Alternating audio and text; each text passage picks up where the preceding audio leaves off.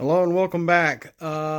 Maybe I should wait, but being somewhat of a homemade card channel, even though I don't quite understand card games like some of y'all do, this has still been fun. It's still been very a learning curve, figuring how to do stuff, adding new cards to this game. And I haven't really gotten to try much of these yet.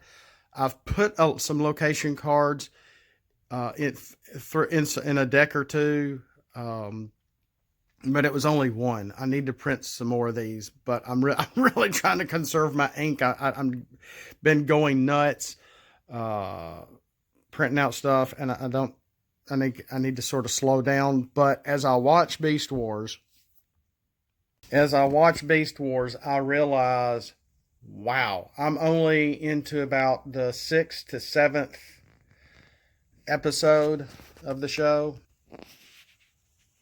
And the amount of gadgets and things that they added into the show has been just phenomenal before we even reached episode 10. And I'm just like, oh my gosh. So I am taking pictures left and right on my cell phone as a rewatch Beast Wars. And it's brought a lot of neat things to the game as well.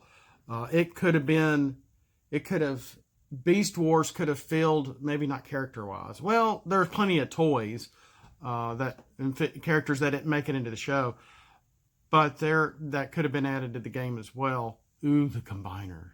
Ooh, the two combiners. And I've got them both. I still have Tripedicus and the Ironhide, Prowl, and the other one that made Magnus something. I forgot his name. They're downstairs in my dungeon somewhere. But just the amount of neat things that Beast Wars brought to the Transformers universe was huge. Let's look at a few of these cards that I've already shown a few, but some more that I'm also doing. Let's go. Okay, now some of these I've kind of already gone over, so a few you haven't maybe seen. I might want to rename Power Trip, what was the name of that episode that came from? Power Surge, where Tarantulas in the floating island, and he powers up. It's almost makes me think of almost like a drug kind of issue. I never thought about that after all these years of seeing Beast Wars over and over. Of course, we got Spot on Smooth for Autobots only.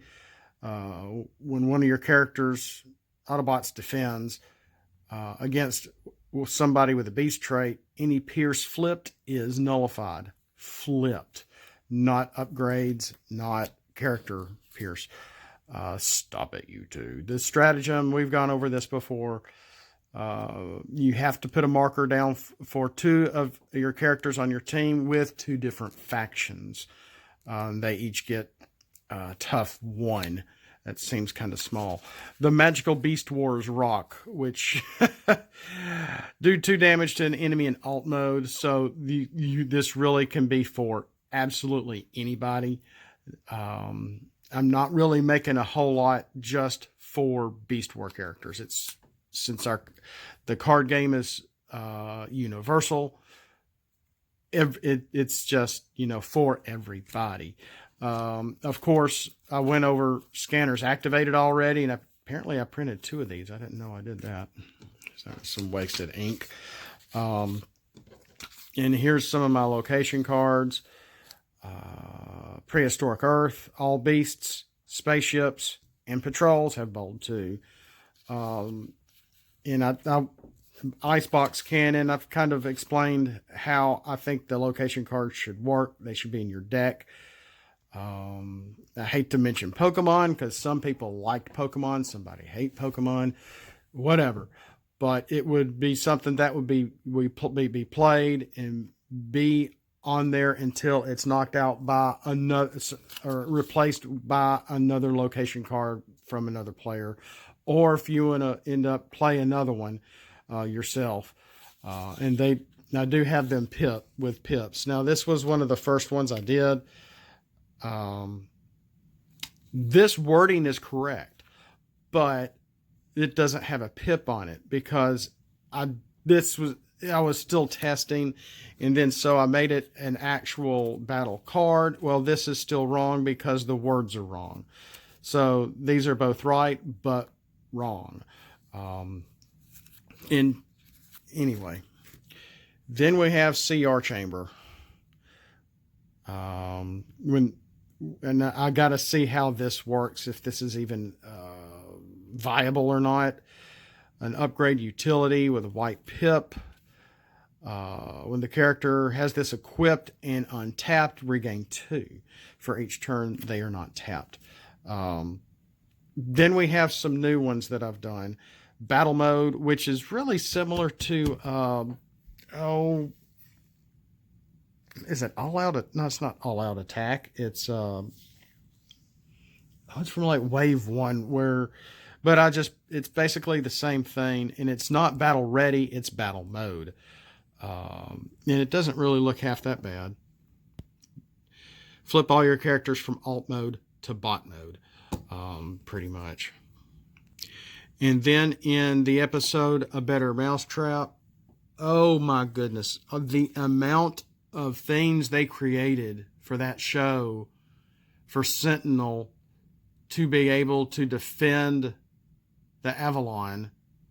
I was just, oh my gosh, I remember this, but I don't remember this. But we have the Tangler gun. It was the first thing that showed. In trying to get stuff to fit on secret action cards, it's kind of tough. Because I may end up having to find something on my computer to where I can go, okay, and try to find something where I can actually alter these cards better than on my phone, because I'm doing this on my phone. Reveal when defending and your attacker flips for attack. Then you flip this over. The attacker flips before adding the attack.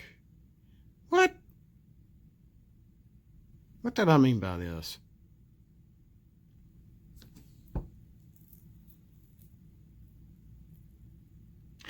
Oh, you're supposed to... Okay, I got you. I remember what I did. I understand this now. When when you're defending, your attacker flips. This card is revealed. Let's get Shredhead here. Let's say you're defending against Shredhead. Shredhead is attacking. He's a bad example because he's got the same numbers on both sides. Well, if he was attacking, say, in this mode, before your opponent adds up their total, they have to flip. The Tangler gun flips your opponent before they add their attack. So if your opponent, let's use, where'd Ruckus go? He's a good example. He was just right here. He doesn't get enough love anyway. Let's say your opponent was attacking with Ruckus because he's 7 on this side. Well, lo and behold, the Tangler gun was your secret action. So before he's able to add his attack up, he has to flip. Boom, his attack is now down by 2. Gotcha? Because the Tangler gun, remember what it did to Dinobot. It wrapped him up in the yellow ropes. What did he have to do to counter that? He transformed, if I remember correctly. Or maybe he just broke out of it. I can't remember. But I thought he transformed to transform again, unless I'm remembering incorrectly. And I just saw this yesterday. But the whole point is to get out of the Tangler gun is to transform. There's no attack here. There's no damage. It just forces your opponent to flip before they add their attack. And I'm not sure I like... Oh, crap. Sorry about that. I had gotten a quick call I had to take that was work-related. I got to finish this up. This is not Beast Wars, no. This is Transformers Animated. I meant to show this off before and just forgot. I had not printed it out. It's the Allspark, and I might change this. This seems really weak for a star card. It's a utility upgrade with orange and blue. When it goes on a character, repair 1. When you play a Zap card, repair 2 from the damage from one of your other characters. Which is kind of a neat effect, and being able to bring the Zap card back to damage somebody and repair 2 from one of your others because you have a character holding the Allspark, which might be worth it for the star card to be able to use an action card to do damage and heal one of your characters at the same time. So I might leave it at 1 star. I don't know.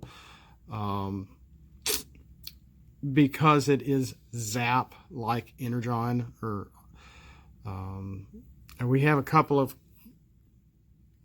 action cards where you can hit somebody for 2 instead of 1.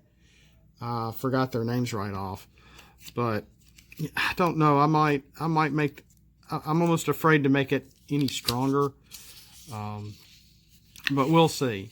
This is my idea for the Allspark, and I really boggled my mind on how or what the Allspark should be, what kind of card.